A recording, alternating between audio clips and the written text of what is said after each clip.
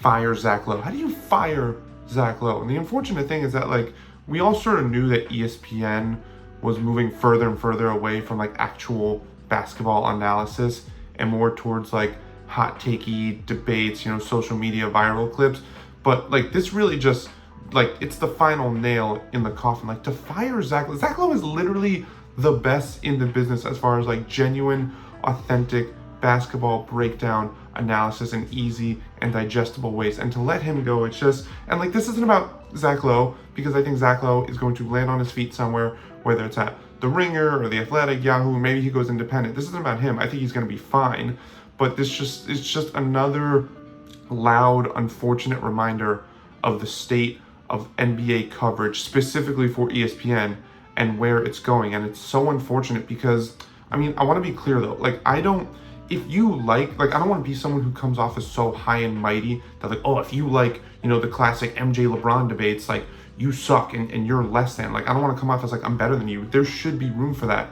My issue is that there's no room for, actual discussion about basketball. Like, hey, like let's break down this game. What happened? What are the team schemes? It's just all about, who's better than who's gonna want out, who's gonna ask out, all that stuff. And it's so frustrating to see. Like I want them to talk about actual basketball, not the narratives around it. But I also understand that people like that, and there should be a place for that. But there should also be a place for the other stuff too. And it's, what's the argument? A lot of people say, oh, well, but look at the ratings. Like people love the debates, people love the Stephen A. Smiths, the Pat McAfees, all that stuff. And like I get that, the numbers never lie.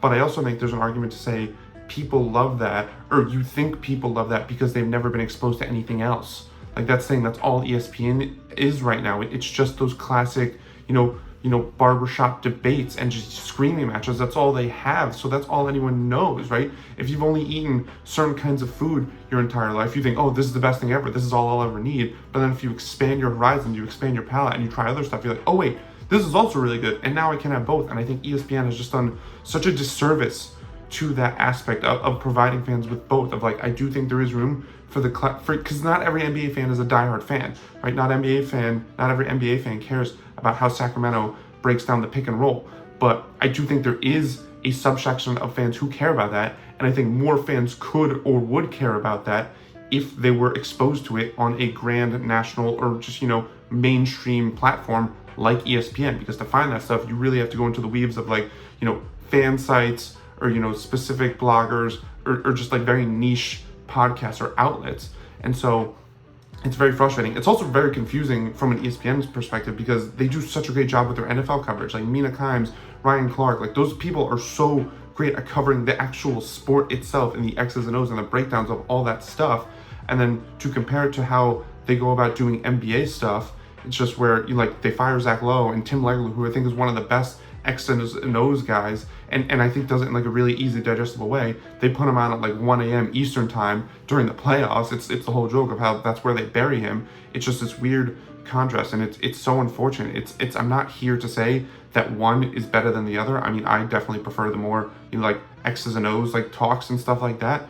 But I'm willing to like concede ground and say, hey, there should be room for both. But ESPN has no interest in that.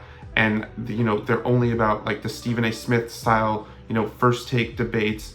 And I think it is such a shame because I think basketball is in such a beautiful place right now. But to boil everything down to how does this affect LeBron's legacy, or is this guy gonna ask out? Is this guy overrated? Like it does such a disservice to the sport. And the Zach Lowe firing is just another example of that. And it's another step in the wrong direction for ESPN. And I don't know what the answer is to fix this, at least again on a mainstream scale. I think if you want to find that stuff, you want to find the X's and O's, the more detailed stuff, you could find it. It's there in plenty for literally every single team in the NBA. But as far as like getting more casual fans invested in that stuff and putting the discourse where it should be, we're just not heading in a good direction right now, and it's really unfortunate because the sport is in such a good place. But the way it's funneled through the discussion makes it come off as really toxic and just really bad. And firing Zach Lowe, literally the best there is in the business, I think it's just a disgusting example of what ESPN prioritizes. And it's really unfortunate because what they prioritize, I think, is ultimately like at this scale, with the amount they're doing, I don't think is good for the game.